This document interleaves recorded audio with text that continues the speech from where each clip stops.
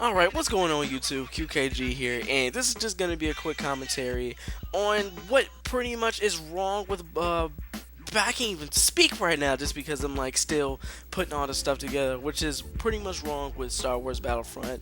And in case you haven't noticed, I've actually played the beta on my channel.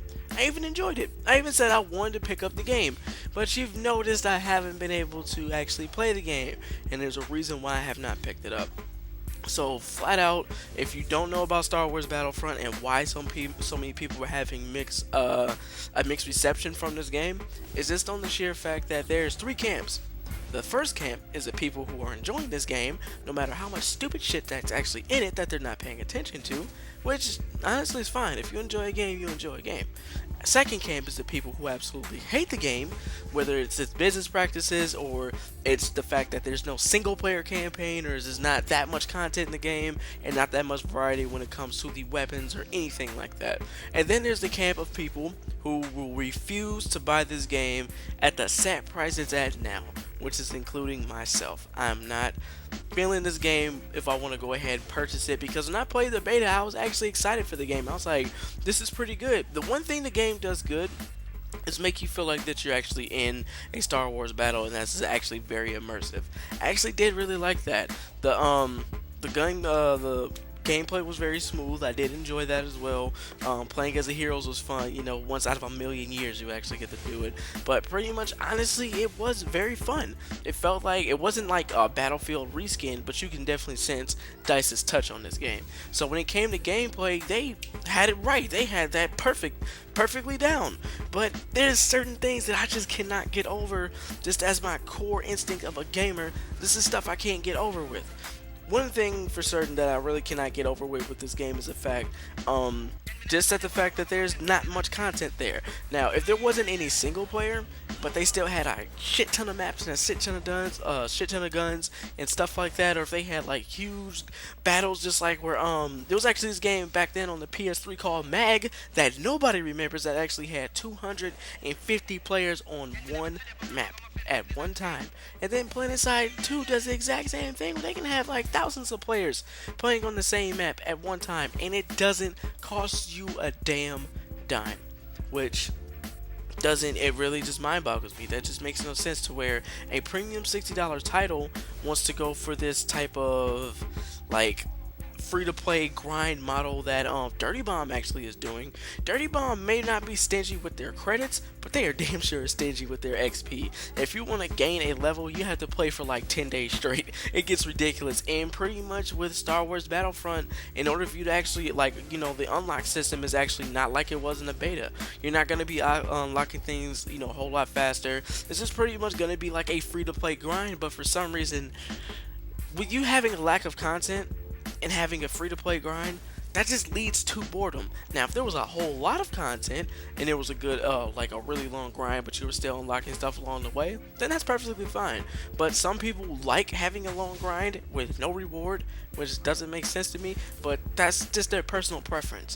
But it's just very, very mind-boggling to me that some people don't see this, because I noticed early on when they were announcing Battlefront, you know, talking about it and all that stuff, they were like, this game's gonna have no single player, it's gonna have this, it's gonna have that, you're not gonna include this, we're not gonna include that, and blah blah blah, and it's only gonna be multiplayer only, and it's gonna be a you know, a little bit of maps here and there, and you know, some game modes here and there, and that's pretty much it. And it's still gonna be $60, and you're still gonna end up, you know, having that season pass shoved down your throat. Some people were just like, oh, it's Star Wars, I don't care, we're gonna pick it up anyway. But there has been some backlash from some people in there, and there have been people who are saying that this is the best thing since sliced bread. But unfortunately, myself, I can't purchase this game, especially at the price it is now. I'm not paying $60 for no shit like that. The last time I did that was with Titanfall, and honestly, Titanfall was fun for a minute, and then it got boring. Not because the game was suck, not because the game sucked, not because the game's gameplay was horrible. Not because it didn't have a single player. Well, it kind of did, but it really didn't count. But pretty much it was a lack of content. And that's one thing, that if they're going to make a multiplayer game, you better pack a shit ton of content. You could have took out, you know, half those game modes that was in Star Wars Battlefront, and then just put a campaign in there, and then added some game modes along the way, either in some updates. Well, I know damn sure they wouldn't have added it for free. It would have been in a season pass. But it's just weird because they're not thinking about this stuff. And I'm not gonna be blaming Dice. I'm pretty much gonna be blaming EA because I know it's definitely EA's fault for why this junk is going down like that. But I don't know, man. That's just me for an example. Like I just can't buy the game. That's just how it is, man. I was looking forward to it. I wanted to see how they were going to compensate for the lack of single player content and replace it with multiplayer, and they just flat out just didn't do it. So I mean, the game being immersive was great. The gameplay was solid. Pretty much everything other than that was good. Besides the fact that it just didn't have content, and that's sad. But it's a $60 title, and you just gotta look at where your money's going to. And I'm not the only one that thinks this. But DLC should be downloadable content that's worked on after the game has come out. Don't talk to me about the DLC and the season pass before the game even comes out. And then if there are set dates for this DLC, clearly that means that the shit is being worked on. Like literally either it's being worked on around the time of the game, and then it's just like, hold off on that content, we don't have enough space, hold it off and just release it at another time and patch it up or something like that. I don't know. But like for an example, like the game like The Witcher that has endless content, and then even as a thank you for how long the series has been around and how long this game was in development and how much people enjoy the series, they actually give you free DLC. Yes, the expansion pack actually costs money, but that's an expansion pack. That is not similar to just like another like $10 DLC map packs like Call of Duty has. This is an entirely different, well, it's like entirely like a new add-on adventure. And then that expansion pack didn't come out for like, I would say like maybe 4 or like 5 months after the game, or it just didn't come out. It didn't even have a set date. I didn't even know there was going to be an expansion pack until they announced it. So with stuff like that, and then The Witcher having so much content packed into one game, and people are wondering why this is going to be Game of the Year. But when games like Star Wars Battlefront, what they're doing, is just pretty sad. Now, it's sad is when Call of Duty, who does, promote their season pass when the game first comes out, but they don't actually, tell you what's going to be incorporated in the season pass besides, the map packs, zombies maps, blah, blah, blah, all that stuff. You already know about that, but that's sad when they come out with content that has more on its disc than Star Wars Battlefront does. Now, when people always say, I ain't paying $60 for Call of Duty, Call of Duty's Call of Duty, stuff like that, but you're willing to pay $60 for a multiplayer only title with not that much content.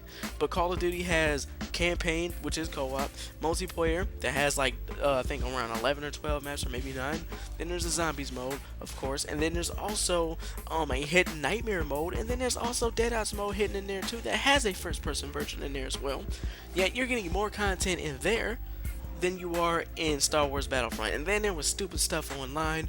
I think IGN said the dumbest shit I ever heard in my life. They said the game was so much fun, we were imagining a single player.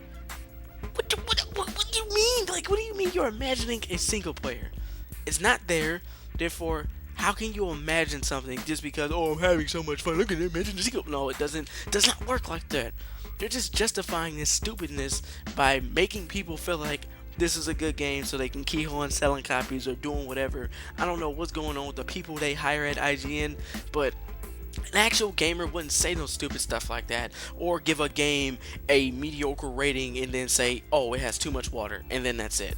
Or have a 3-minute review on a game and just say, the campaign was nice, it lasted X amount of hours, and it was decent, challenge was nice, and then they move on to another section.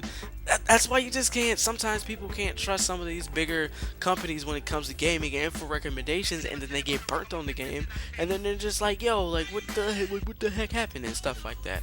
But I don't know, man, it personally just all comes down to what do you feel like your money's worth is, and how much fun you're gonna have with the game, and that's pretty much it. So I'm pretty much done here talking about this topic. So leave a comment down below on what you think about this topic. Are you gonna pick up Battlefront, or are you gonna hold off on it? Or if you just don't care about all that, or are you saying fuck them, they need to add some more content. So thank you guys for tuning in. This is Quentin with Quentin Knows Games, and peace out.